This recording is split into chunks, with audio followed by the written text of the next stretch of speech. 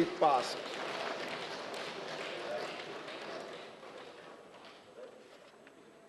Honorable members, now the next bill is the Forest Conservation Amendment Bill 2023. Honorable Bhupendra Yadav ji to move a motion for consideration of the Forest Conservation Amendment Bill 2023.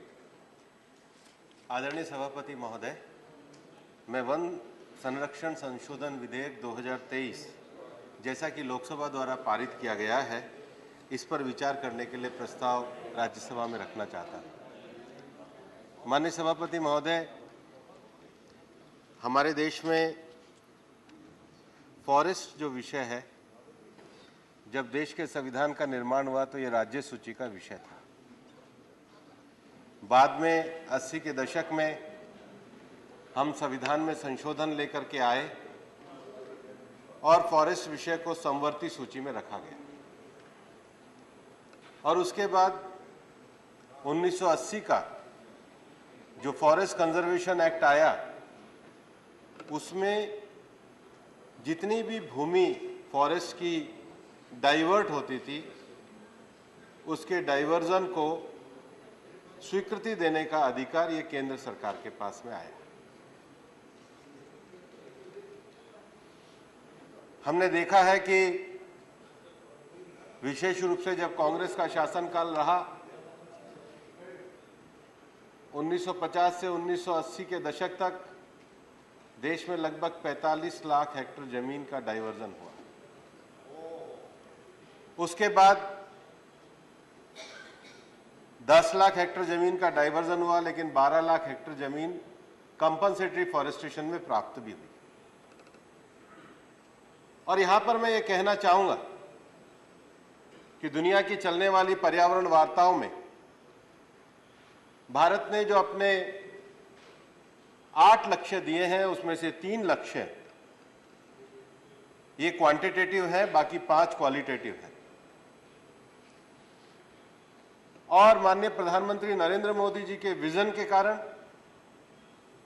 Bharat दुनिया के उन चुनिंदा देशों में और G20 के उन एकमात्र देशों में है जिन्होंने 2 लक्ष्यों को समय से 9 साल पहले प्राप्त किया, जो भारत की सबसे बड़ी उपलब्धि है। उसमें एक रिन्यूएबल के लक्ष्य को प्राप्त करना और दूसरा कार्बन एमिशन के लक्ष्यों को प्राप्त करना।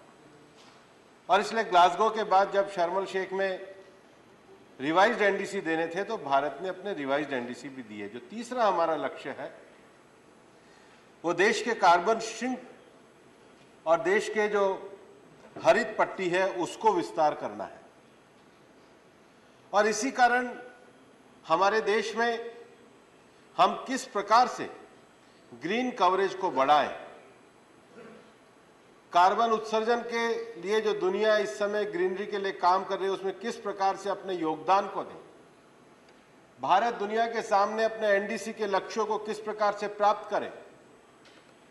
और इसलिए देश में ट्री कवर बढ़ाने के लिए, ग्रीन कवर बढ़ाने के साथ साथ देश के सामाजिक, आर्थिक और पर्यावरणीय विकास में किस प्रकार से संतुलन लाया जाए, उसके लिए ये फॉरेस्ट कंजर्वेशन बिल में अमेंडमेंट लाया गया है।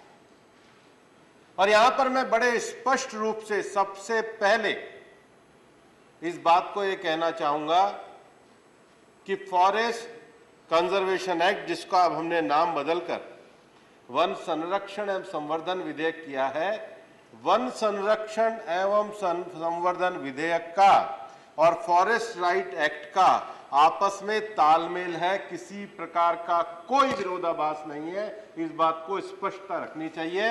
जो अधिकार हमारे जनजाति समाज के फॉरेस्ट राइट के अंतर्गत हैं, वो सुरक्षित हैं, वो पूरी तरीके से लागू किए जाएंगे। उसका किसी प्रकार से विरोधाभास नहीं, बल्कि उसको ताकत देने के लिए किया जाए। और ये मैं उदाहरण इसलिए देना चाहूंगा, विपक्ष के लोग कई बार बहुत तरह के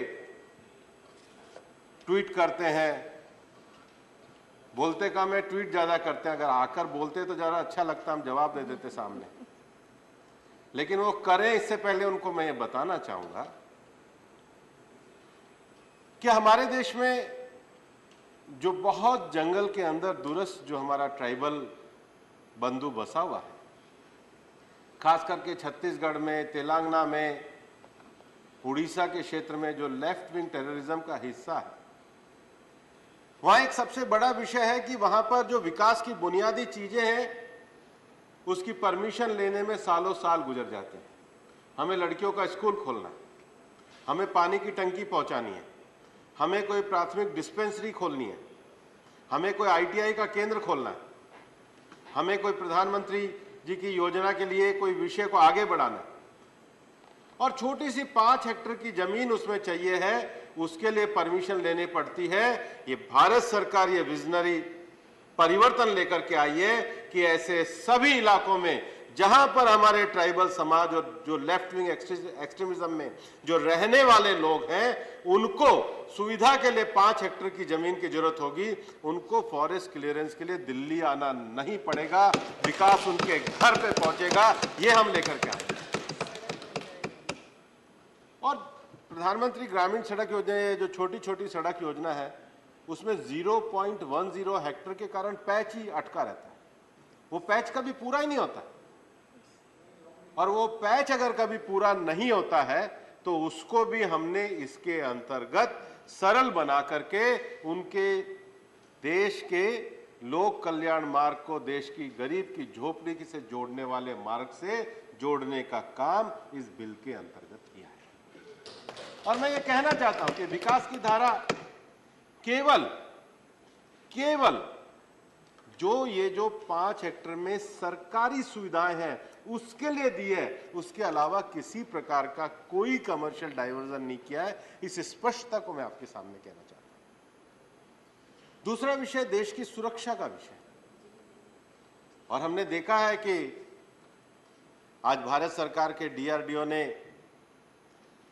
लद्दाख के लेह लद्दाख में दुनिया का तीसरा सबसे बड़ा मोटर एरिया रोड बनाया है।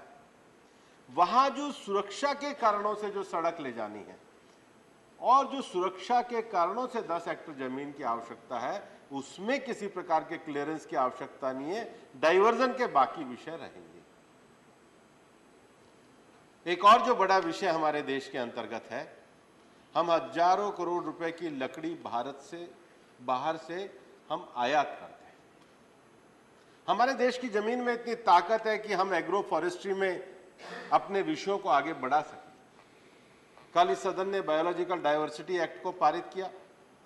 बायोलॉजिकल डाइवर्सिटी एक्ट में हमने मेडिसिनल प्लांट की बात करी। अब हमारे पूरे पूर्वोत्तर भारत में अगर जैसा वृक्ष होता है, आप काट नहीं सकते। सागवान को आप अगर घर में लगाओ तो काट नहीं सकते। जो भी विषय एग्रो फॉरेस्ट्री के अंतर्गत जो लकड़ियां हैं, वो हमारा ट्राइबल भी अपने घर के अंदर बो सकता है, और उसके लिए हमने एग्रो फॉरेस्ट्री को संरक्षित करने के लिए, सुरक्षित करने के लिए, उसके जीवन स्तर को बढ़ाने के लिए इस बिल में प्रावधान किया। और जब हम गरीबों की बात करते हैं, जब हम ट्राइबल्स की बात करते हैं, जब हम पर्यावरण की बात करते हैं, तो कुछ लोगों को तकलीफ होती है। मैं चाहता कि बिल में अगर आज आकर के यहां पर यह विषय रखा जाता तो और अच्छे तरीके से इसका मैं जवाब देता, लेकिन प्रारंभ में ये स्पष्टता मैंने इसलिए करी है ताकि बिल की अवधारणा को लेकर के सबसे पहले स्पष्टता हो।